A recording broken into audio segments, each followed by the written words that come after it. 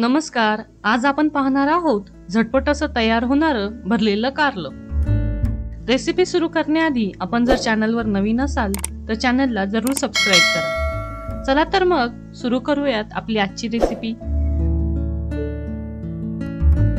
त्यासाठी मी येथे सर्वप्रथम 3 कारली स्वच्छ धुवून घेतली आहेत। आता आपण व्हिडिओत दाखवल्याप्रमाणे कारल्याचे छोटे तुकडे करून घेऊ आणि त्याच्या आतील सर्व बी वगैरे काढून घेऊ।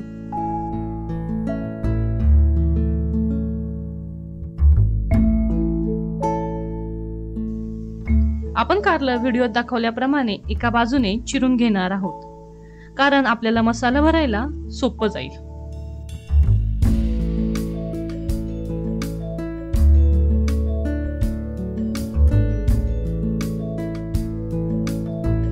आपण आता कारल्याला मीठ लावून घेऊ। मीठ लावल्याने कारल्याचा कडूपणा कमी होईल।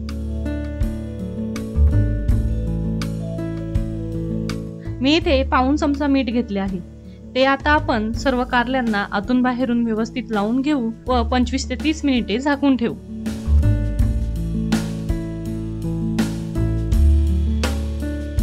आता आपण कारल्यासाठी लागणारा मसाला तयार करूयात। त्यासाठी आपण इथे अर्धी वाटी शेंगदाणे व्यवस्थित भाजून घेऊ। आता हे भाजलेले शेंगदाणे एका मिक्सरच्या भांड्यात घेऊ। 10 ते 15 पाकळ्या लसूण, 4 ते 5 बुटके चिंच, छोटेसे 2 खडे गूळ, चिमूटभर हिंग, मसाल्याचा अर्धा चमचा हळद, 1 चमचा धना पावडर, अर्धा चमचा जिरे पावडर, चवीनुसार मीठ। मीठ आपण थोडे कमीच टाकणार आहोत, कारण आपण कारल्याला आधीच मीठ लावलेले आहे। आपलं मिश्रण व्यवस्थित बारीक झालं आहे।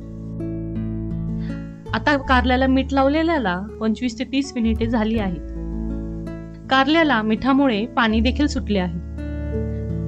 आपण आता कारली व्हिडिओत दाखवल्याप्रमाणे व्यवस्थित पिळून घेऊयात, त्यामुळे ती चवीला कडू देखील होणार नाहीत।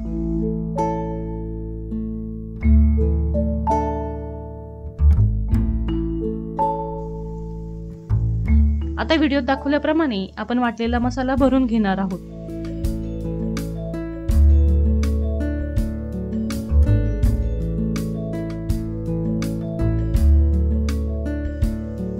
आपल्या सर्व कारल्यांमध्ये मसाला भरून झाला आहे।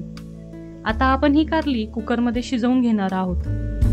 त्यासाठी कुकरमध्ये 1.5 ग्लास पाणी टाकूयात आणि एका कुकरच्या डब्यामध्ये कारली वाफायला ठेवूयात व कुकरच्या 3 ते 4 शिट्ट्या घेऊयात। आपण ही कारली पाणी न घालताच वाफवणार आहोत। तुम्ही पाहू शकता आपली कारली व्यवस्थित शिजली आहे। आता आपण ही तेलात गरम करून घेऊयात। तुम्ही हवं तर अशी देखील खाऊ शकता।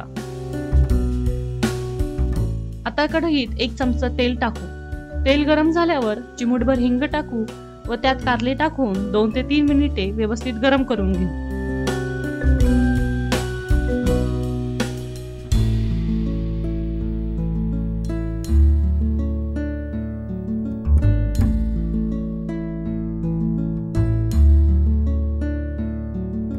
अशा प्रकारे तयार आहे आपलं स्वादिष्ट असं भरलेलं कारलं। तर आजची रेसिपी आपल्याला कशी वाटली ही कमेंट बॉक्समध्ये नक्की कळवा व आमच्या चॅनलला लाईक, शेअर आणि सबस्क्राईब करायला विसरू नका।